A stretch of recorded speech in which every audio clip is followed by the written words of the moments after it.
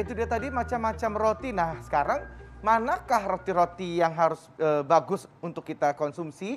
Apa katanya sih ada roti sourdough nih, Dok. Yang ini ada roti gandum. Ini gandum utuh ya. Ini roti gandum ala-ala. Ini roti tawar. Ada croissant. Yang ini croissant. Nah, ini kita ngebahas roti, ini Kak Indra. Tadi kan kita penasaran ya, kira-kira yang terbaik tuh yang mana gitu. Dan ada efeknya nggak sih buat kesehatan? Di sebelah kita sudah ada narasumber tersayang kita, Dokter Feni, spesialis gizi klinis. Halo dokter. Apa kabar, Dok? Sehat. Cerah ya ngelihat Dokter Feni. Sehat banget ya lihatnya ya. Nah, dokter, ini sarapan apa nih pagi ini? Sarapan, saya pagi ini, Ya. telur saya biasanya. Telur. Oh, sama buah. Enggak, ini bubur ayam gitu? Enggak buah ayam. Itu Itu sarapannya Indra kami. ya. Roti. Roti kadang-kadang. Saya Kadang-kadang. biasa pilihnya roti gandum. Nih, ada fakta mitos nih, Dok. Mengkonsumsi terlalu banyak roti itu dapat menyebabkan berat badan naik. Fakta atau mitos tuh, Dok? Ini fakta. Oh, fakta. Karena tadi terlalu banyak ya. Iya. Karena si roti ini kandungan kalorinya cukup tinggi. Jadi per satu slice roti seperti ini, ini kandungan kalorinya kurang lebih sekitar 70. Nah, belum kita itu kan suka banget menambahkan topping yang manis-manis ya, Kak. Jadi betul. menambahkan coklat, selai, belum keju, itu kan tinggi kalorinya. Nah, kalau kombinasi ini kita konsumsi yang berlebihan, keduanya udah pasti menaikkan berat badan. Berat badan. Jadi gemuk. Nah, jangan sampai lagi. Udah usaha susah-susah. Nah dokter, ini katanya kandungan roti tidak memiliki serat sehingga sangat susah dicerna. Tapi tunggu dok, jangan dijawab dulu. Sesaat lagi tetap di Hidup Sehat.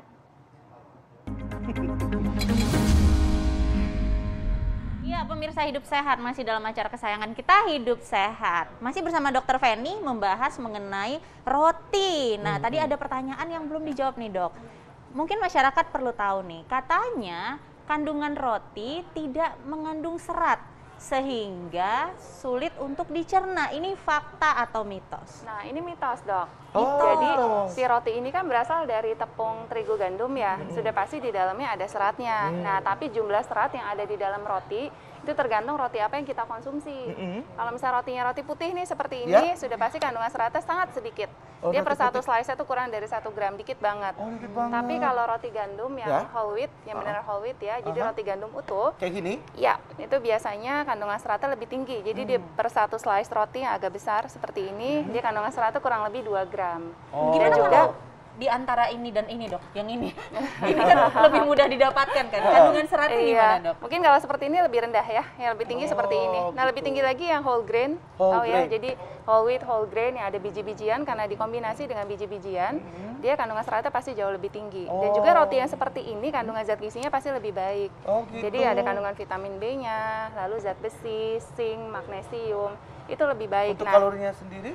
Untuk kalorinya sendiri kurang lebih hampir sama. Jadi mau roti putih, roti yang whole wheat, whole grain, kurang lebih mirip-mirip, hampir sama. Tapi memang si roti putih ini memang lebih tinggi untuk kandungan si gula dan karbohidratnya sama seratnya lebih rendah gitu. Oh gitu, jadi lebih baik untuk yang diet mungkin? Yang diet tentu saja harus memilih yang whole wheat atau whole grain. Kenapa? Karena serat yang lebih tinggi akan memperlambat pengosongan lambung. Sehingga akan membuat kita kenyang lebih lama gitu.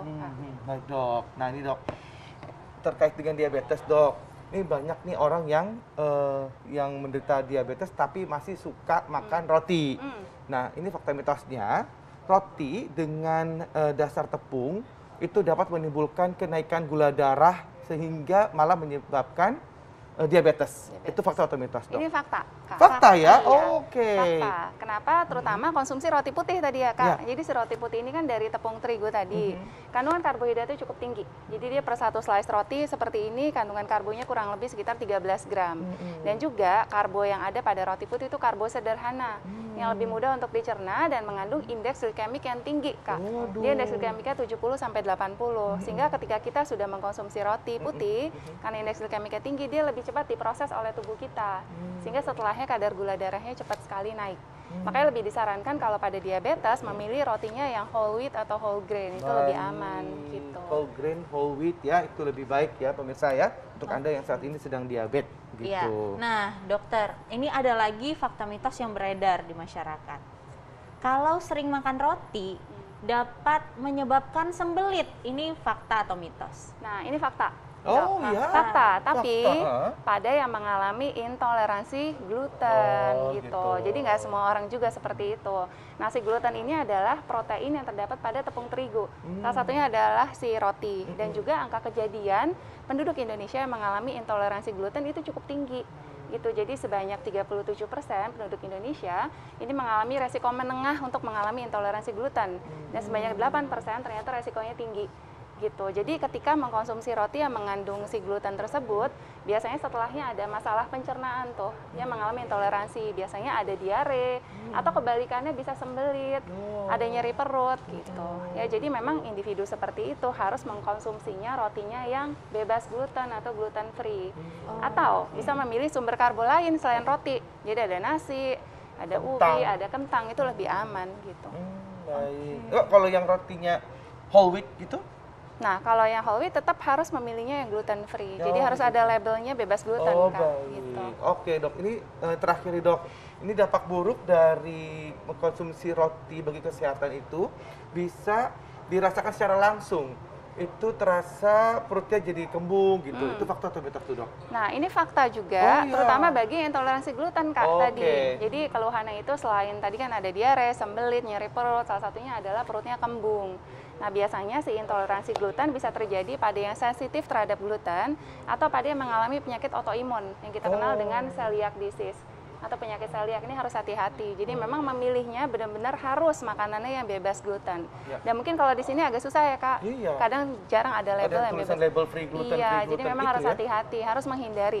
Jadi yang ada kandungan gluten tuh selain roti ada mie, pasta, kue, crackers, saus-sausan, kecap, kemudian bumbu salad, banyak salad ya. dressing banyak. Jadi ada glutennya. Jadi kalau bisa yang free gluten, walaupun mungkin dia tidak punya intoleransi terhadap gluten itu pun sebaiknya lebih baik gluten itu jangan dikonsumsi gitu. Enggak sih, Kak. Enggak Jadi juga? kalau misalnya nggak intoleransi, sebenarnya aman-aman aja untuk Oh, mengkonsumsi gitu. gluten gitu. Jadi untuk tahu mungkin bisa berkonsultasi dengan dokter ketika mengkonsumsi roti ternyata ada masalah pencernaan, mungkin bisa diperiksakan Oh, baik. gitu. Nah, sebenarnya gluten itu apa sih, Dok? Ini masyarakat perlu tahu nih, Dok. Jadi gluten itu Pasti juga adalah perlu tahu. protein yang ada di dalam si roti, yang ada di dalam si tepung terigu. Terbuat gitu dari apa sih tepatnya. protein itu, Dok? Sini? Jadi memang si biji-bijian gandum yang pembuat roti, si tepung terigu gandum itu memang mengandung si protein yang membuat si roti ini ketika dibuat jadi kenyal gitu loh, Kak. Oh, Gitu. itulah dia si glutennya ya. Iya, membuat jadi kenyal. Jadi harus si glutennya itu diambil supaya beberapa individu yang intoleransi Oh, itu oke. aman. Oh, gitu. Makanya kenapa gluten kan kayak glue gitu ya?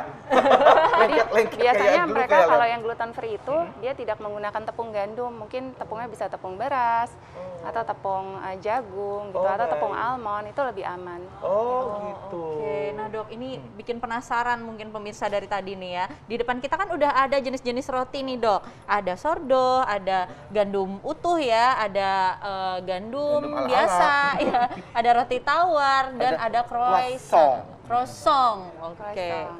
Nah, di antara semua roti ini, Dok, mungkin perlu ditekankan kembali. Jadi yang mana yang paling baik dikonsumsi? Baik, nah jadi tergantung. Jadi konsumsi roti ini sebenarnya aman untuk kesehatan, asalkan sesuai kebutuhan dan Ya. jangan berlebihan. Ya. Dan juga disesuaikan dengan kondisi masing-masing. Untuk yang sehat mungkin bisa untuk roti putih ini aman, tapi asalkan jumlahnya sesuai. Tapi Oke, bagi jumlah yang yang sesuai itu berapa slice, Dok, sehari? jumlah sesuai, mungkin kalau untuk sarapan pagi cukup satu tangkap. Satu tangkap. Ya, Satu jadi tangkap satu itu tangkap ini, itu mungkin 2 segini. slice roti. Emang nggak pernah tahu satu tangkap segini, Bu? Ini satu Oh, berarti 2 roti ya? Iya, Tapi roti. hati-hati Ya. sih selainnya, si Oh, toppingnya. selainnya. Nah, Jadi itu jangan terlalu toppingnya. yang manis-manis, yang Oh. coklat. Mungkin amannya bisa tambahkan telur, kemudian Nah. tambahkan sayuran. Kayak dibikin sandwich telur Yang itu dicelur, cukup aman bebek untuk itu pagi. dibanding dengan selai-selai yang manis-manis ya, Dok? Iya, benar, setuju. Oh, oke. Kalau Nah, dibakar, Dok? kalau dibakar boleh. Boleh. Ya. Asal Oh. jangan terlalu gosong. Jangan terlalu gosong Jangan karena terlalu gosong, itu ya. yang gosong-gosongnya itu yang Yang bikin hitam-hitam. masalah ya, Dok? Ya, terus kalau yang bagi penderita diabetes tentu tidak boleh mengkonsumsi roti putih ini, mungkin lebih bisa dipilih roti yang whole wheat atau whole grain. Nah, yang Karena ini. lebih aman, karena kandungan seratnya lebih tinggi. Pasti bisa membantu mengontrol kadar gula darah. Kemudian bagi yang intoleransi gluten, Ya. boleh memilih yang rotinya yang gluten free, atau bisa memilih sumber karbohidrat lainnya tadi, seperti nasi, atau kentang, atau ubi, itu lebih aman. Tapi tetap harus dikombinasi dengan jenis makanan lain, supaya asupan makanannya seimbang. Jadi jangan roti aja setiap hari gitu, Kak. Oh gitu. Oke. Habis kita apalagi yang makan susah kayaknya nyari untuk roti udah lebih gampang gitu dok. Iya bener. Nah Jadi biasanya kalau kan bisa kita yang lain ya. Iya. Nah, biasanya kan kita suka simpan roti juga nih buat yang males-males ke dapur atau anak kosan gitu kan. Nah, jadi berapa lama roti ini bisa disimpan dan kira-kira kalau keseringan makan roti nih ya, penyakit apa yang mengintai, Dok? Nah, kalau keseringan makan roti, penyakit yang mengintai karena dia tinggi kalori dan juga tinggi karbohidrat. Udah pasti yang pertama obesitas kalau kebanyakan. Yang kedua, peningkatan kadar gula darah sehingga meningkatkan resiko diabetes. Ya, dan juga bisa meningkatkan resiko lama-kelamaan nih kalau obesitas diabetes, meningkatkan resiko penyakit jantung pasti. Gitu. Jadi harus hati-hati dan berapa lama tergantung dari si rotinya ya. Biasanya kalau kita beli roti kan suka ada tuh tertera expired date-nya sampai tanggal berapa, itu bisa dilihat di masing-masing kemasan, tapi biasanya ini mungkin bisa tahan sekitar 2 sampai 3 hari ya. Baik dok. Baik dok, terima kasih banyak dok atas Terima kasih. informasinya. Artinya kita jangan terlalu sering makan roti juga, harus dikontrol juga dan juga kombinasikan dengan makan makanan yang lain juga ya. Pagi-pagi misalnya nasi gorengnya tapi dengan apa namanya? Kenapa sih dok? Kok ketawa sih dok? Mungkin shirataki, mungkin nasi merah atau di apa namanya minyaknya juga bukan minyak yang mengandung apa dok? Mengandung gluten. Minyak yang sehat gitu ya dok? Iya. Kan dok saya lagi belajar dok ya dokter nih biar pinter gitu. Baik, terima kasih banyak dok. Terima kasih dok. Nah Kak Indra, sesaat lagi nih kita masih punya bahasan lain. Jadi kalau misalnya pemirsa di rumah ngerasa mudah lelah, nah padahal tidur cukup, istirahat cukup, makan cukup, jangan-jangan ada penyakit apa yang mengintai? Itu aku banget itu. Oh Sekarang ya? aja aku udah lelah nih. Waduh, Aku kita bahas ngantuk nih. sebentar lagi Oh, Kak iya. dengan narasumber kita. Tetap bersama kami di Hidup sehat.